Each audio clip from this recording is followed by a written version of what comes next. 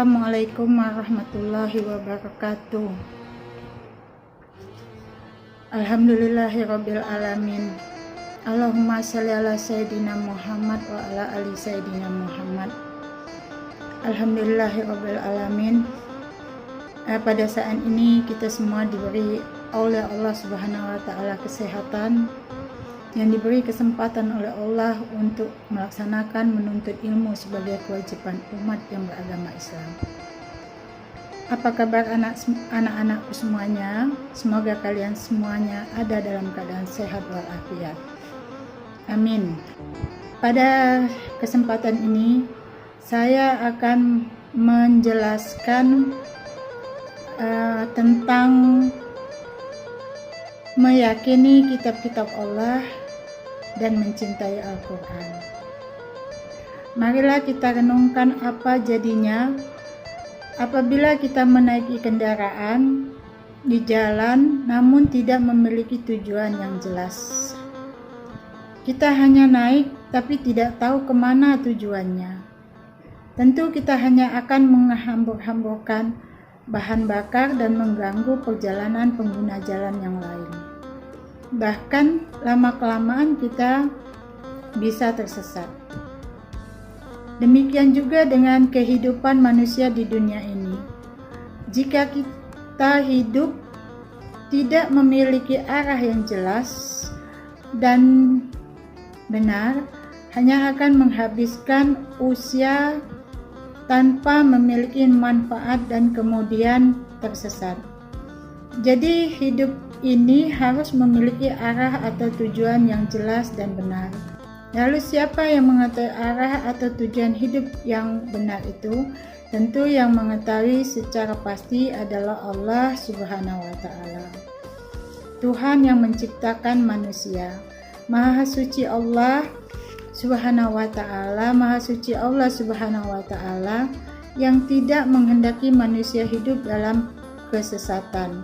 Oleh karena itu, Dia memberikan arah yang jelas dengan cahaya petunjuknya. Allah Subhanahu wa ta'ala memberikan petunjuk mengenai tata cara mendekatkan diri kepadanya, sehingga kelak di akhirat dapat bertemu dengannya dalam keadaan menjadi hamba yang dikasihinya. Marilah anak-anak, sekarang kita saya menjelaskan tentang pengertian iman kepada kitab Allah. Iman kepada kitab Allah Subhanahu wa ta'ala berarti percaya dan meyakini dengan sepenuh hati bahwa Allah Subhanahu wa ta'ala telah menurunkan kitab-kitabnya kepada para rasulnya. Ajaran yang terdapat di dalam kitab tersebut disampaikan kepada umat manusia sebagai pedoman hidup agar dapat meraih kebahagiaan di dunia dan akhirat. Ada 4 kitab yang diturunkan oleh Allah Subhanahu wa ta'ala di dunia ini. Allah Subhanahu wa ta'ala juga memberikan nama-nama untuk kitab-kitabnya secara berurutan, mulai dari yang pertama kali diturunkan hingga saat ini. Keempat kitab yang wajib kita yakini itu adalah Taurat, Zabur, Injil, dan kitab suci Al-Quran. Taurat. Taurat diturunkan pada abad ke-14 sebelum Masehi. Kitab Taurat diwahyukan kepada Nabi Musa alaihissalam pada abad 12 sebelum Masehi. Nama Taurat berarti hukum atau syariat. Pada saat itu, Nabi Musa alaihissalam diutus oleh Allah Subhanahu wa ta'ala untuk berdakwah kepada bangsa Bani Israel. Oleh karena itu, tepat sekali kalau kita meyakini bahwa kitab Taurat diperuntukkan sebagai pedoman dan petunjuk bagi kaum Bani Israel saat itu. Adapun bahasa yang digunakan dalam kitab Taurat adalah bahasa Ibrani. Adapun bahasa yang digunakan dalam kitab Taurat adalah bahasa Ibrani. Jadi di dalam kitab Taurat bahasa yang digunakan adalah bahasa Ibrani. Adapun pokok-pokok ajaran yang ada di dalam kitab Taurat yang diturunkan di Bukit Sinai tersebut adalah sebagai berikut. 1. Perintah untuk mengesahkan Allah Subhanahu wa taala. 2. Melarang menyembah patung dan berhala. 3. Larangan menyebut nama Allah Subhanahu wa taala dengan sia-sia. 4. Perintah menyucikan hari Sabtu. 6. Larangan membunuh sesama manusia. 7. Larangan berbuat zina. 8. Larangan mencuri. 9. Larangan menjadi pemberi saksi palsu. Ke-10 adalah larangan mengambil hak orang lain. B. Kitab Zabur diturunkan pada abad ke-10 sebelum Masehi. Kitab Zabur diturunkan Allah Subhanahu wa taala kepada Nabi Daud alaihissalam untuk bangsa Bani Israel atau umat Yahudi. Kitab ini diturunkan pada abad ke-10 sebelum Masehi di daerah Yerusalem. C. Kitab Injil diturunkan pada abad 1 Masehi. Kitab Injil diturunkan kepada Nabi Isa alaihissalam pada permulaan abad 1 Masehi. Kitab Injil diwahyukan di daerah Yerusalem. Kitab ini ditulis pada awalnya dengan menggunakan bahasa Suryani. Kitab ini menjadi pedoman bagi kaum Nabi Isa alaihissalam, yaitu kaum Nasrani. Kitab Injil berisi ajaran pokok yang sama dengan kitab-kitab sebelumnya. Namun ada yang menghapus sebagian ajaran kitab Taurat yang sudah tidak sesuai dengan zaman itu. Secara umum, kitab Injil berisi tentang 1. Perintah untuk kembali mengesahkan Allah. 2. Menghapus beberapa hukum dalam kitab Taurat yang tidak lagi sesuai dengan perkembangan zaman.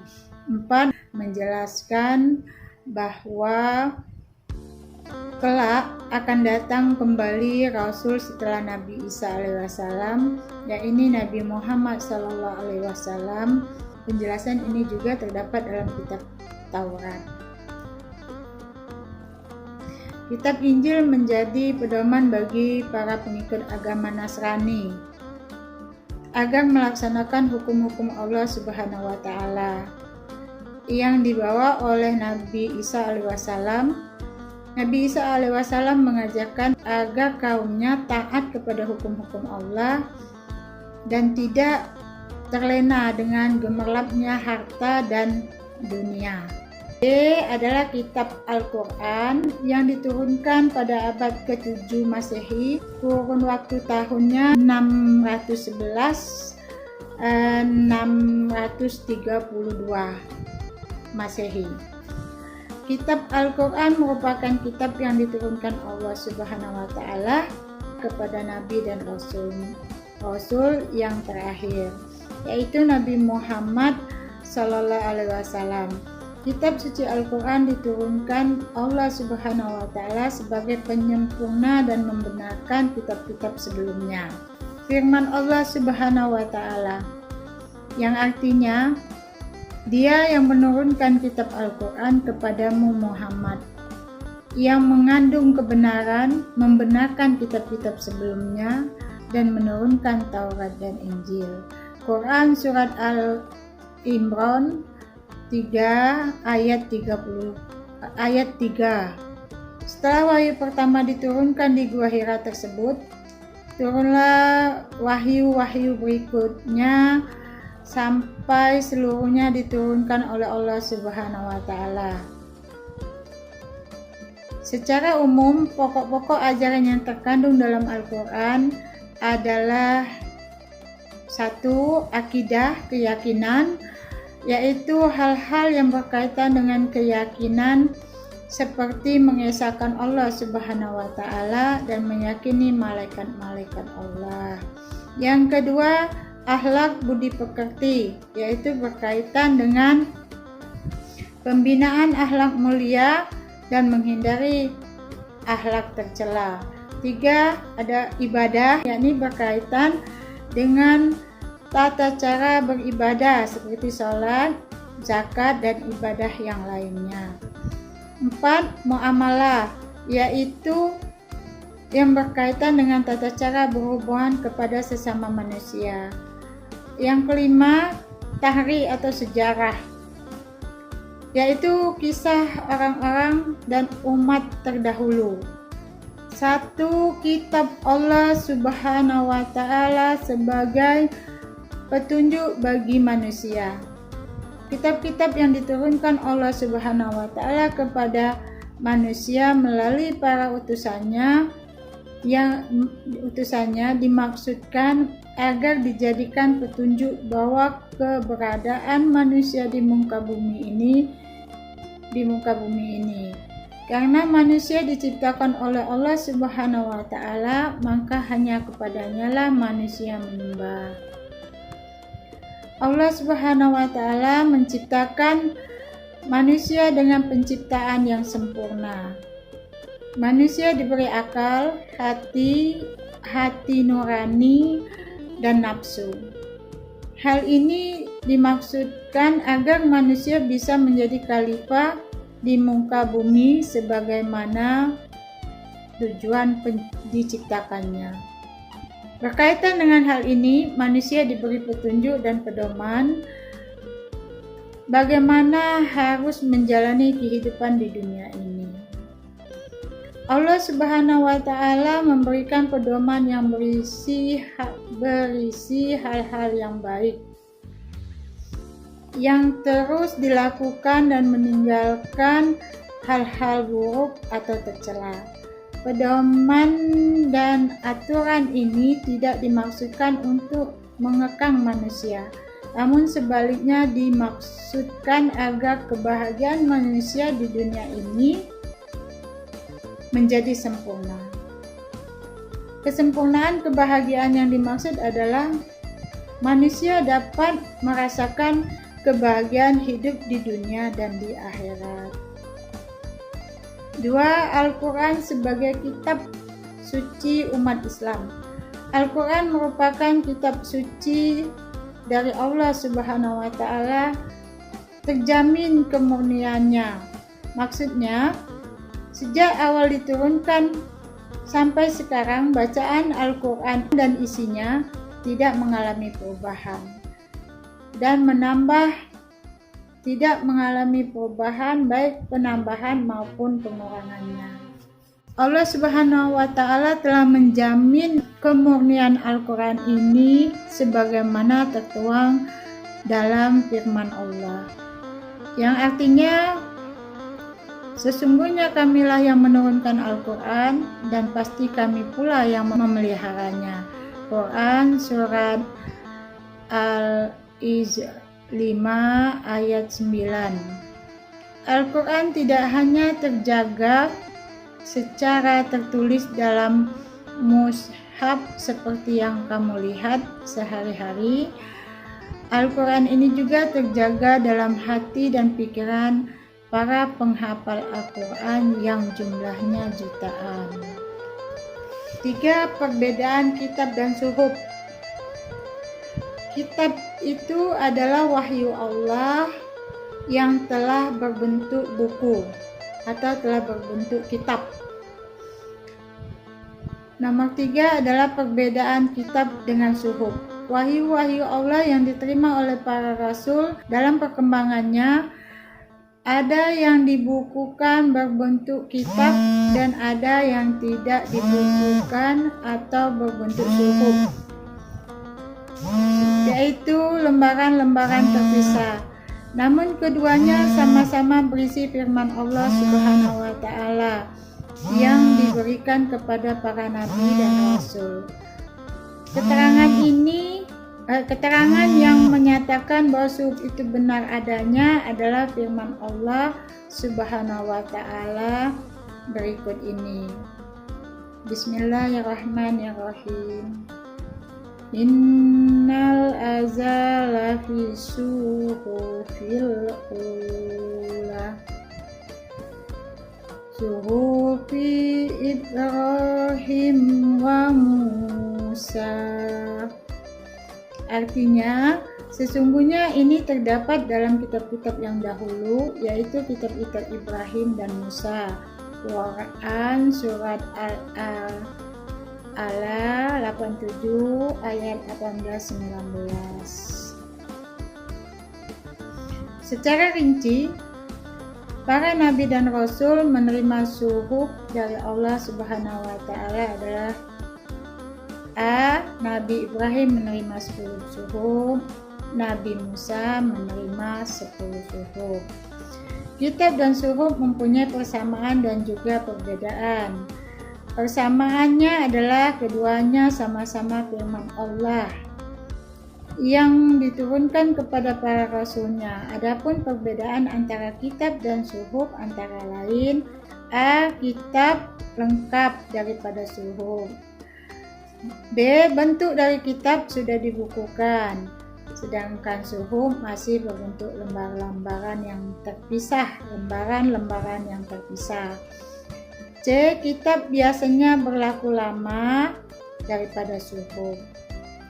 Nah, untuk selanjutnya saya menjelaskan hikmah beriman kepada kitab Allah Subhanahu wa taala. Allah Subhanahu wa taala menurunkan kitab-kitabnya di dunia ini dengan cara diwahyukan kepada rasulnya. Tentunya hal ini dapat memberikan hikmah atau manfaat bagi kehidupan manusia dan makhluk Allah Subhanahu wa taala di alam semesta ini. Manusia yang mengaku beriman harus berusaha mengambil hikmah dari kitab-kitab Allah Subhanahu wa taala tanpa meragukannya. Adapun hikmah yang dapat diambil dari adanya kitab-kitab Allah sebagai berikut. 1. Memberikan petunjuk kepada manusia mana yang benar dan mana yang salah. 2. Pedoman agar manusia tidak berselisih dalam menentukan kebenaran. 3. Memberikan informasi sejarah kehidupan orang-orang terdahulu. Hal ini bisa menjadikan pelajaran hidup yang berharga bagi umat manusia saat ini. 4. Manusia dapat mengetahui betapa besarnya perhatian dan kasih sayang Allah Subhanahu wa taala kepada para hamba dan makhluknya. 5. Manusia yang beriman akan dapat mengetahui dan membedakan mana yang baik dan mana yang buruk, karena di dalam kitab dijelaskan tentang perilaku yang baik dan yang buruk. 6. Mensyukuri segala anugerah dan nikmat Allah Subhanahu wa taala, termasuk pemberian petunjuk yang benar melalui kitab-kitabnya. 7. Hati manusia menjadi tentram dan menambah ilmu pengetahuan, memiliki sikap toleransi yang tinggi karena kitab-kitab Allah Subhanahu wa taala memberikan penjelasan tentang penanaman sikap toleransi, saling menghormati dan menghargai orang lain, bahkan pemeluk agama lain.